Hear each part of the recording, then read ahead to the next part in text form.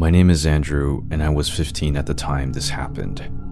I was new in school and had just met some two guys that, for privacy reasons, will go by the names Josh and Jacob.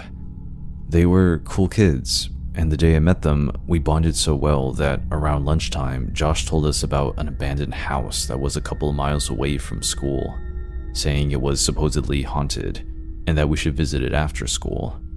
Me and Jacob both laughed it off, telling him in the nicest way possible to say, "That's stupid." But eventually Josh got us intrigued because his and Jacob's parents weren't home that day. My parents were going to be watching football with my neighbors, so I figured it was a potential plan. At around 9 p.m., I get a message from Jacob saying, "Dude, get dressed and meet me outside your house." I eventually got up and walked outside, seeing both Jacob and Josh waiting on my front porch with their phones and flashlights. "What the hell?" I said, confused. "Why did you bring flashlights?" Jacob and Josh looked at each other, then back at me. "We're going to break in the abandoned house by Rail Point Road." No, I said to them. "We can't break into an abandoned house. We could get in serious trouble." We started having an argument, and long story short, they got me to go with them. We all hopped on our bikes and started following each other to the house. We stopped to overlook what seemed to be an old and rusty house with a cracked window on the second floor. Josh enthusiastically got off his bike and tried to open the door, starting to get mad that it was locked. "Damn old door," Josh yelled, getting a splinter in his left hand. "I got it," Jacob said, putting a cloth on his arm and breaking the glass next to the door, unlocking the door and opening it. We walked in the house and we all stopped and realized it smelled like rotten milk, and the walls had stains and bugs crawling and the furniture had mold. We all looked around when we suddenly heard a loud slam coming from upstairs. "Hello?" Jacob said, walking up the stairs with me. The floorboards were horribly damaged. When we got to the top, one of the doors started to bang violently. Over and over again, the door banged. As soon as me and my friends were gonna leave, a loud and grouchy voice yelled, "Get out of my home," eventually screaming like a deranged man. We were gonna leave, but Jacob and Josh were gone. They vanished. I quickly hid in the closet and heard the loud bangs and screams coming from the man getting closer. The man busted through the door and started to throw things and scream from the top of his lungs. "Where are you?" I was so scared I felt like I was gonna cry, but I somehow stayed silent. The man stopped and walked out of the room. I got out of the closet and eventually jumped out the window. When I got out from the window, I started to run, and as I looked back at the broken window, I saw the man's face smiling with his big, bulgy eyes and his huge, crooked teeth. I got on my bike and just sped home. Ever since then, I never saw Jacob and Josh again. Never showed up to school those days. Till I got a package, and it was a bloody shirt that had a note on it that said, "Miss me yet?" This story takes place when I was in grade school.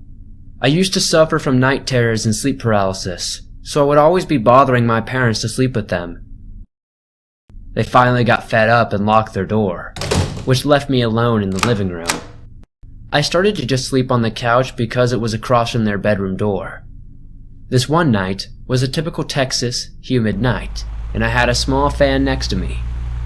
I had set it up so that my blanket was around/behind the fan with clothespins and made it like an air bubble type thing, because this cooled me down enough to fall asleep.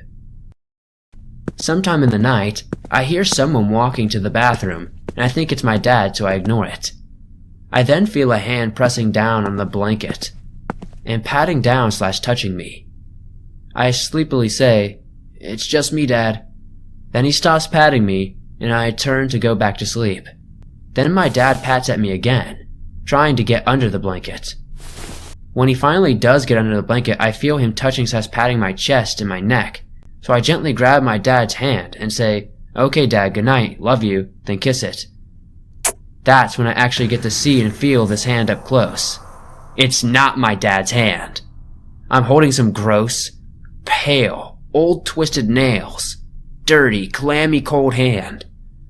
I don't know what to do, so I bite it, and the hand pulls away hard and fast. I then see someone run off and let off an inhuman scream. It wakes my parents up and they come out yelling at me for making so much noise. I'm already up pointing down the hallway where the bathroom is that there's someone in the house. My dad checks and of course there's no sign of any intruder whatsoever. They let me in their room and I sleep on the floor.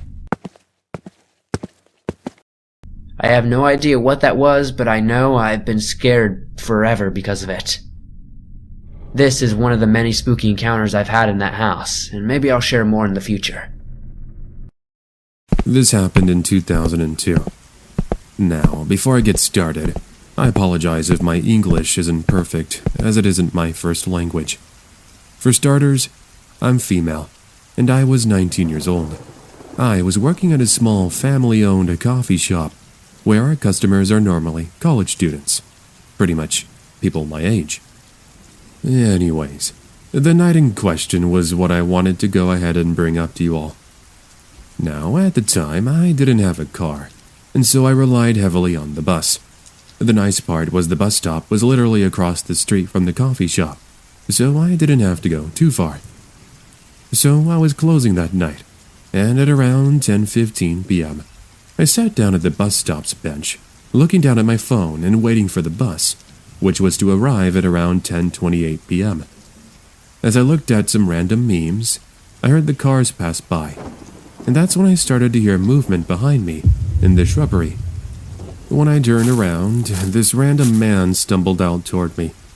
Now right away I could tell that this man was drunk because of the smell of beer that came out of his breath. I cringed a bit as I reached for my pepper spray in my purse, while keeping my eyes on him at all times. "Do you happen to have some change on you?" he says, with a creepy look. I told him I had none, which then causes him to take a seat next to me. I go ahead and scoot closer to the other side of the bench, while he just sat there mumbling some random things under his breath. I was almost considering leaving and walking home, but it's at least a 45-minute walk home. Also, this was a time before Uber and Lyft were really a thing, so there was that. Okay, so I'm just sitting there uncomfortably when he starts with the questions. I try being polite and answering with short responses, until it comes to him wanting to know if I would go out with him. Of course, I told him I wasn't interested, and this seems to only anger him even more. He gets up and starts punching the bus stop sign, going on about how girls won't give him a chance, and how I would be sorry. I slowly started to get up again, keeping my hands on my pepper spray, just hoping the bus would get here soon. Why my dumb self just didn't run away, I don't know, but there I was. Nevertheless, he's arguing with himself for another couple of minutes, when I finally see the bus headlights coming down the road. At least, I would be saved. I excuse myself and walk right past him, but then he manages to grab me. Now, as he grabbed me, he spun me around, and this is when I use my momentum to create a fist, and then as hard as I could, smack him right in the temple. He lets go, and I take off, waving down the bus driver. The last thing I remember was jumping in, as the man came running up to the bus, trying to grab me. The bus driver quickly shut the doors on him, though, and he drives away. When I got home, I ended up calling the police. A couple of days later, it was my day off, and my coworker called me saying some creep was looking for me. He described him exactly like the man who I had encountered a few nights ago. My coworker even told me that the creep had a large bruise on his temple. Sounded like a perfect match. Anyways, after talking with my manager, I ended up getting scheduled during the mornings, and I always had somebody pick me up at night, whether it be a friend or a family member. I quit a few months after, and I moved to another town, and I never saw him again. So it was early 2020, and I was on a trip with my friend in London.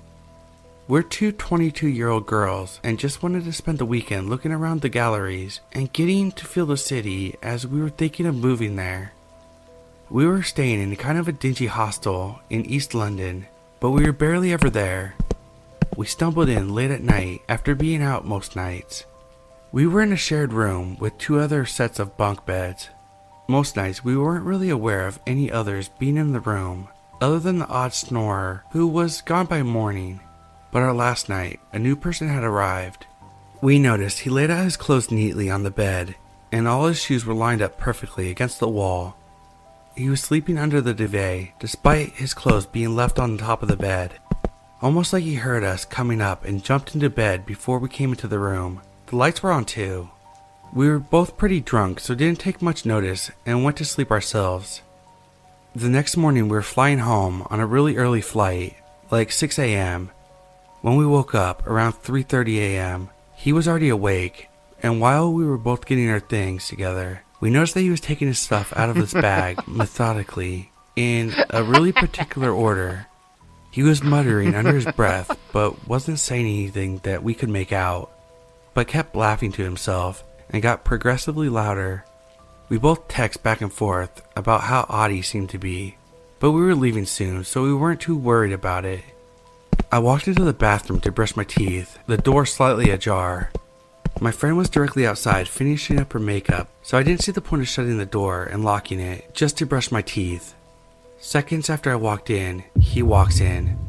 I froze, but then I thought I should act as normal as possible, instead of reacting or freaking out, as that might cause him to lash out, and I could already tell that he wasn't totally normal.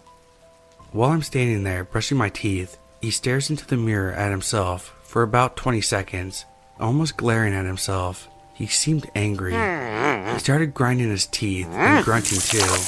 Then he switched and tapped on and started flinging water at his face, most of it flying behind him or down his clothes. He kept making grunting sounds, and they were getting louder. Bear in mind, I was about 2 feet away from him brushing my teeth. I completely freak out and swallow my toothpaste without rinsing and walk out the bathroom. My friend was sat outside, her eyes wide, and she was shaking. She said when I walked into the bathroom, he stopped what he was doing, stared at my friend, smiled really creepily, and then walked in after me, keeping eye contact with her, which was odd because he never tried to make eye contact with me. We grabbed our stuff and ran downstairs. At first, I was tired, and I didn't fully process how weird it was, but looking back, it could have been really dangerous and was definitely very weird. Creepy man who decided to join me in the bathroom, I hope I never see you again.